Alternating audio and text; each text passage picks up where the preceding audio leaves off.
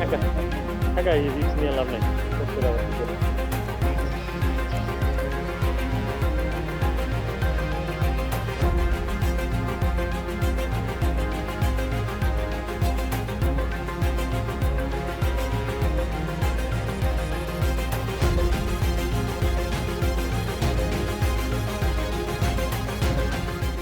এই মুহূৰ্তত মই উপস্থিত আছো চিৰাং জিলাৰ যে ডাঙাইগাঁও অঞ্চলৰ নাওঘাট পাৰঘাট যে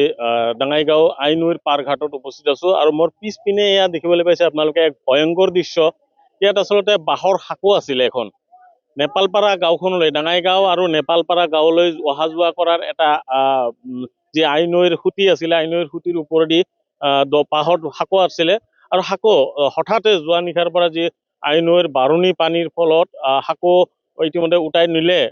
আইনৈৰ বাৰণি পানীয়ে আৰু যাৰ ফলত এইদৰে দেখিবলৈ পাইছে বিদ্যালয়সমূহৰ ছাত্ৰ ছাত্ৰীসকল এইদৰে শতাধিক ছাত্ৰ ছাত্ৰী এইদৰে আবদ্ধ হৈ পৰা পৰিলক্ষিত হৈছে ছাত্ৰ ছাত্ৰীসকলে পুৱাৰ ভাগত যিহেতু পানী কম আছিলে নদী পাৰ হৈ ইফালেও আহিব পৰা নাই সিফালেও যাব পৰা নাই এয়া যি দেখিবলৈ পাইছে আপোনাৰ দুই এজন ডাঙৰ মানুহ এইদৰে সাঁতুৰি পাৰ হোৱাৰ চেষ্টা চলাইছে যদিও অগাধ পানী আৰু পানীৰ ফলত এই ধৰণৰ পৰিৱেশৰ সৃষ্টি হৈছে এইসকল ছাত্ৰ ছাত্ৰী ইতিমধ্যে পৰীক্ষা চলি আছে ছমহীয়া যি পৰীক্ষা কিন্তু এই বছৰ এই যি বাঁহৰ সাঁকো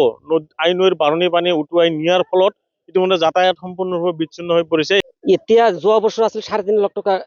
টেণ্ডাৰ আছিল ডাঙাইগাঁও ৰাইজৰ পৰা এই বছৰ আকৌ 3.5 লাখ লাগে কিন্তু যি মানুহটা গাঁত লৈছিল সেই মানুহজনে কৈ আছে নাই আমি এই বছৰ লছ খাইছো আমি ইমান পইচাত নলওঁ তেওঁলোকে কিমান টকা ডাক লৈ আহে ইয়াতে কিমান ল'ব 9,000 কোনোবা তাৰিখত 7,000 এই বছৰ 13,000 না কিমান বা হ'ল তাৰমানে চিডলি খণ্ড উন্নয়ন বিষয়ৰ কাৰ্যালয় ব্লকৰ পৰা তেওঁলোকে ডাঙাইগাঁৱৰ লোকে 7,000, 8,000, 9,000 টকাত ডাকত লৈ আহে আনি পেলাই আপোনালোকক নেপালপাৰা গাঁৱত কিমান দিয়ে আমাক 3.5 লাখত আমাৰ লগত বিকি দিয়ে বাকীখিনি মধ্যভোগীয়ে খায় হয় এই ডাঙাইগাঁও ৰাইজে খায় যাৰ ফলত আপোনালোকে এইবাৰ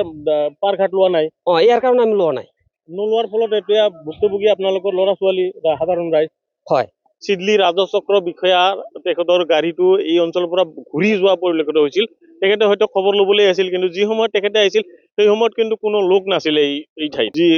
কেইখন গাঁও আছে গাঁও কেইখনৰ লোকসকলৰ কি অৱস্থা হ'ব ইয়াত মধ্যভোগীৰ বাবেই এই পৰিৱেশৰ সৃষ্টি হৈছে যিহেতু চিডলি খণ্ড উন্নয়ন বিষয়া কাৰ্যালয়ৰ পৰা ডাকত লৈ আহে পাৰঘাটখন 7-8 হাজাৰ টকাৰ বিনিময়ত পাৰঘাট লৈ আহে আৰু আনি পেলাই যিহেতু ভুক্তভোগী কেইবাখনো গাঁও আছে কেইবাখনো গাঁৱৰ লোকসকলক 3-4 লাখ 5 লাখ টকাৰ বিনিময়ত তেওঁলোকে চাব কণ্ট্ৰাক্টত দিয়ে তাৰমানে চাব কণ্ট্ৰাক্টত দি পেলাই বাকী যি লাভ হয় মধ্যভোগীয়ে খায় এই বিষয়ে কিন্তু চৰকাৰীভাৱে কোনো ধৰণৰ বিহিত ব্যৱস্থা লোৱা পৰিলক্ষিত হোৱা নাই আজি